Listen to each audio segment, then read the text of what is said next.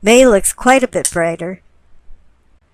The planets are in harmonious aspects to each other, and the commanding energy is air and fire, and air combusts fire, so things are meshing really well, and May has more of a breezy and free flow feeling to it. A lot of the signs are changing their attitude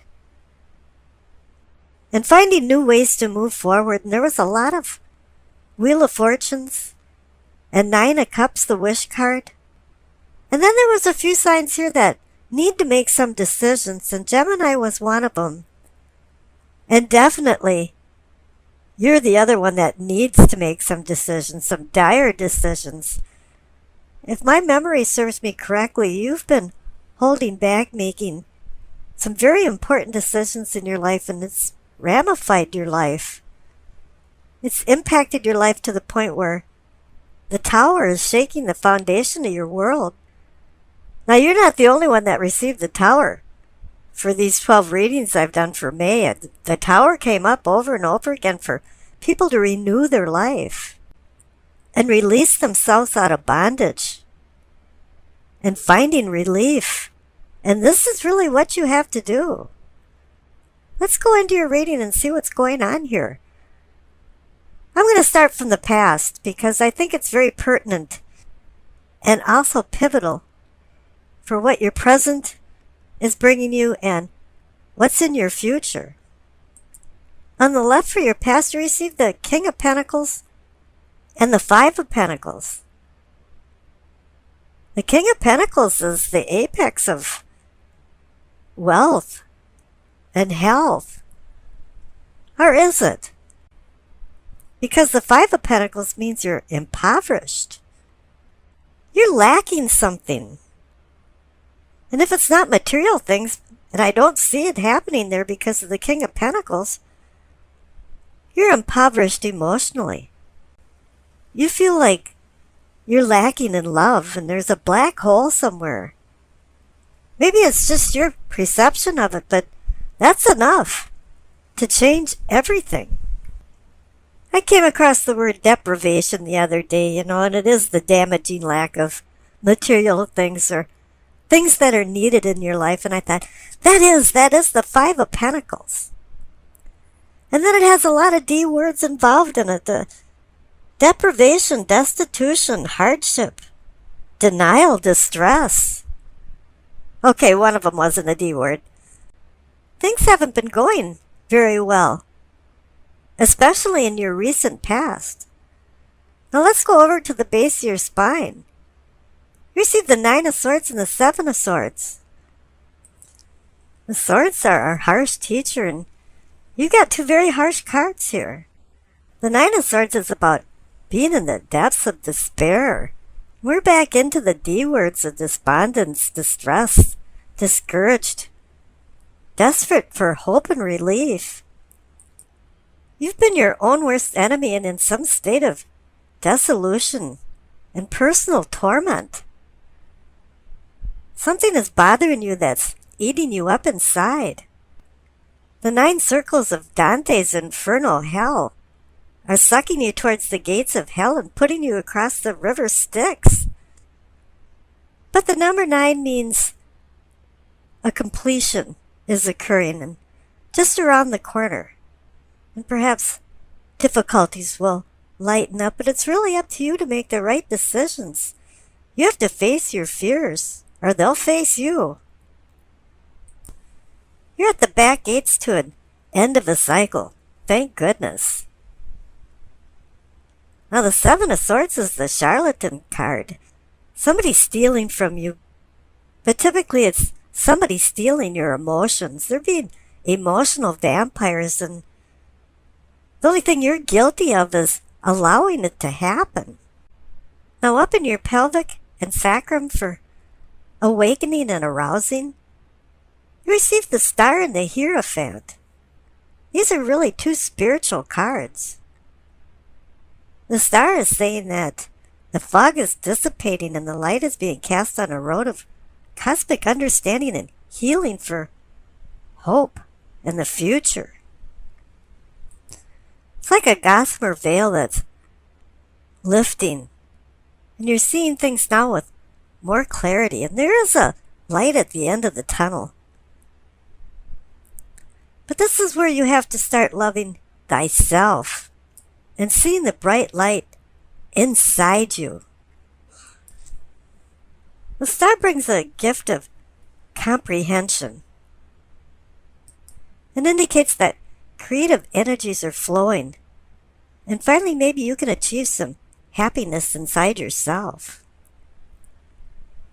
And the Hierophant is there to represent traditional teachings and how you can expand your spiritual self.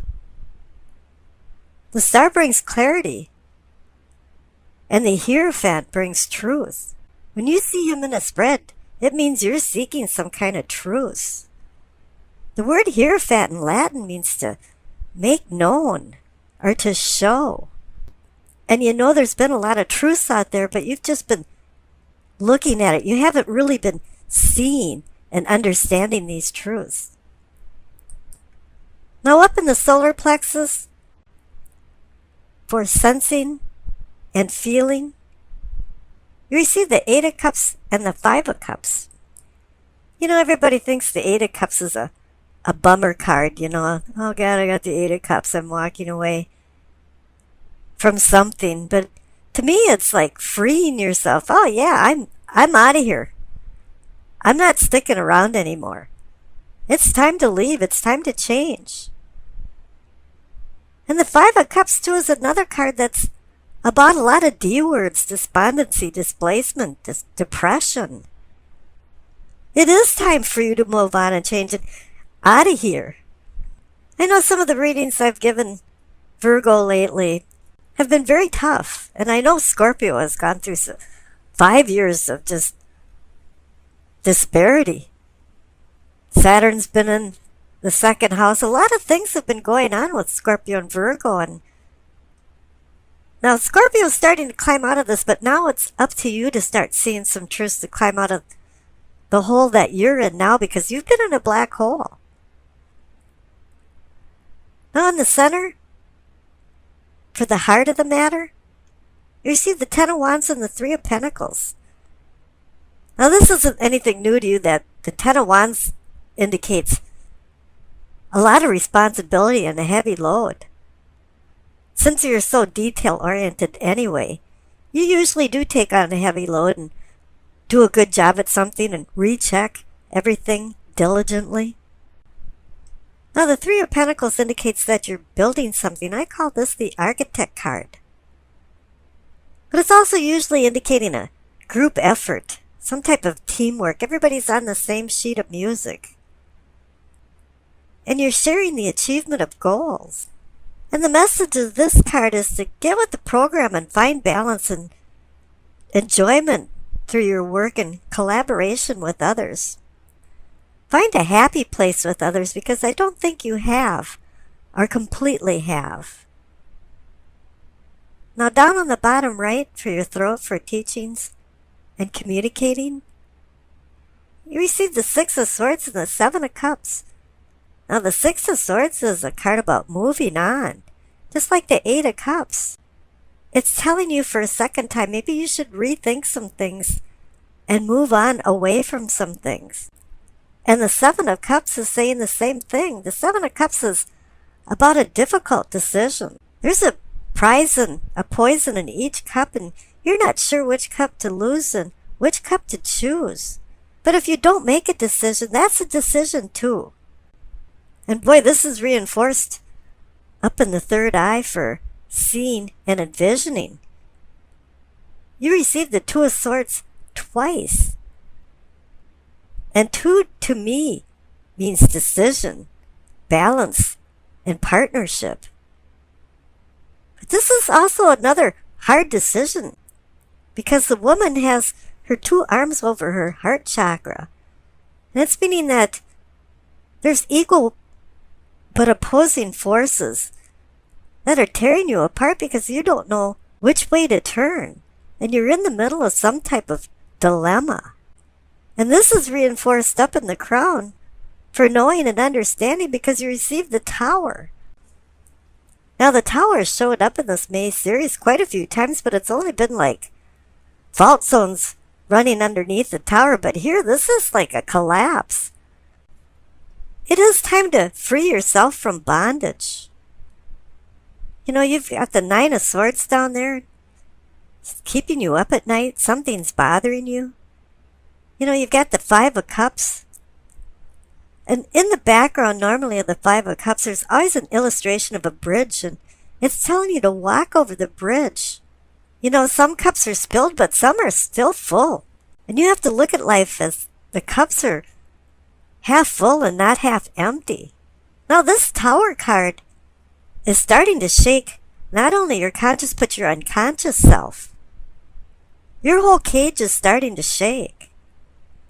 And the clarification card is the Queen of Cups. She's staring into a cup with a cover over it.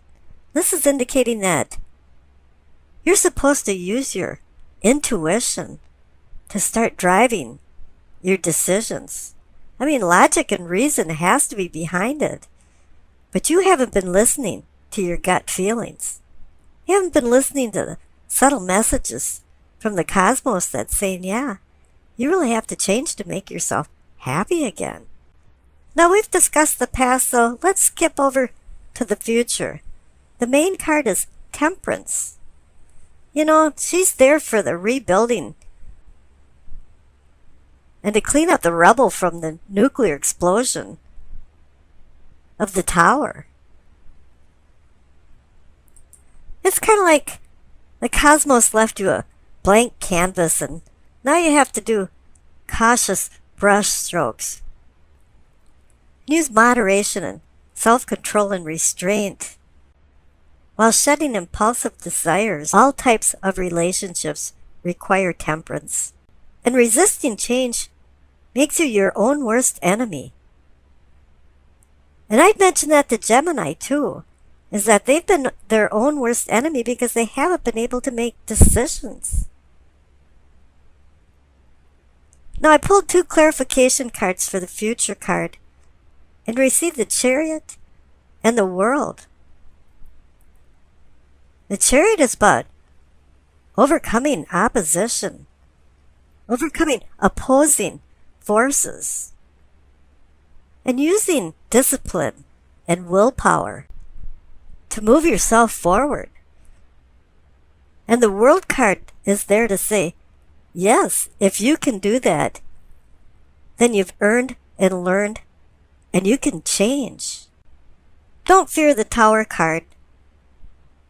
It's there for a readjustment and a reset button for your life. And the Ace of Cups. Gosh, I can't count how many times I've seen that Death card recently. I think a lot of people are flushing things out. You know, getting rid of beliefs and emotions that are no longer serving you. They don't have an advantage in your life and they've just been kind of hanging around. And nobody seems to be making a decision to get rid of them, so the cosmos is making this decision for you. It's time for a rebirth. Things are changing, and I know Virgos have been resisting change. You seem to be getting that Four of Pentacles cards all the time, and you were relieved of that in this reading. But the Four of Pentacles is about hanging on to something, and I know you have been doing that persistently in the past. But now it's saying, no, it's exploding, and everything's going into outer space. And now you're going to start regaining yourself. You're going to free yourself. This is a free from bondage card. You know, you're moving on now, it's saying. You know, fate leads the willing and drags the unwilling. And I think there's been claw marks on the door for you to not want to change. You know, the one thing about life is that's all we can depend on is change, which is a paradox, a conundrum in itself. There's a reason for everything in life, and sometimes you just have to let things go. The Death card is beckoning for a conclusion from you. He wants you to put this away forever. Whatever it is that's been bothering you, whatever you need to walk away from. don't look back. And maybe you are transforming now because you received the Eight of Wands. And this card has a lot of levels to it. It's, a hazy miasma is lifting and you're starting to see things with clarity. Things are moving along in your life where it hadn't been. An immovable mountain is now movable now. Doors of opportunity are swinging open. It can indicate journey, and sometimes a journey of the mind. It can indicate swift, unfolding events, and really the cadences of our life, kids growing up, us getting older, and the challenges that we have to deal with change. So this is an excellent card to get with the Death card. Now it's saying you're rolling along and you're changing in a very positive way. Now let's jump over to the Ace of Cups, saying now that it's giving you a new beginning, the promise of a new beginning for deeper emotional bonds and more harmonious emotional relationships. And this can be on multi-levels too. It doesn't have to be a love affair. It can be with family and friends, or maybe just more congenial interactions with co-workers and neighbors. But as I recall, you Virgos have received this Ace of Cups cards quite a few times in the past. And I like to say that you love to be loved, and you're seeking for the right type of love. And now it's saying that there is some blessings coming. And really, it's just going to be more emotional well-being. You've been seeking some type of balance within yourself, emotionally, and with your surrounding people. And you've had a hard time balancing that out. And I think this transformation will be doing that. Your unconscious self is going to start connecting to the conscious self about feelings and what you're truly feeling. Do you think to feel or do you feel to think? In high school, we used to say, how do you feel? And we'd always say, with our hands. Because, at that age, we really didn't understand even our own emotions. I think now you are. Now, I rolled the dice, and you received Virgo, Jupiter, and the 8th house. So you received your own zodiac sign. So this is a double dipping here. It's saying that there's going to be more power involved in this reading between me doing this for Virgo and you receiving the Virgo die. It's kind of funny, I've noticed in these readings that there's been a lot of connections like that, or else, Aries would get the Emperor card or something. But here I'm connecting the Death card with the 8th house, because the 8th house rules Scorpio, and it is about death and transformation. But another thing that jumps out at me is also Jupiter.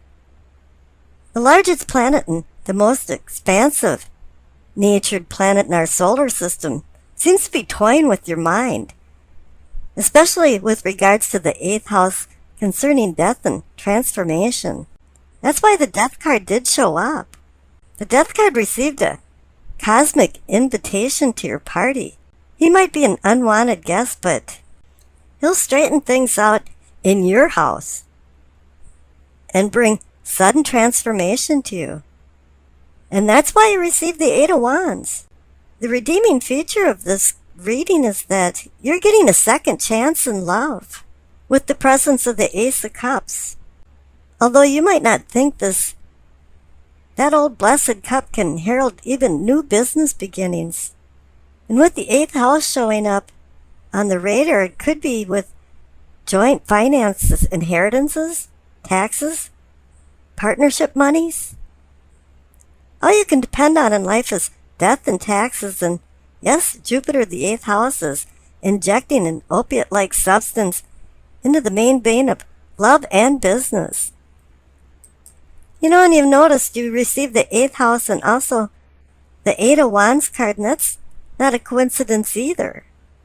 It's saying good news is coming, and this might be related to some type of joint ventures. Events may play out swiftly, leaving you to wonder, what the hell happened when you look back? But the ball is rolling now, and I think things are going to start rolling faster and faster in affairs to the point where you're going to be almost speechless. You know, it's like one day you were without or feeling a void, and all of a sudden you have things land in your lap and you feel fulfilled.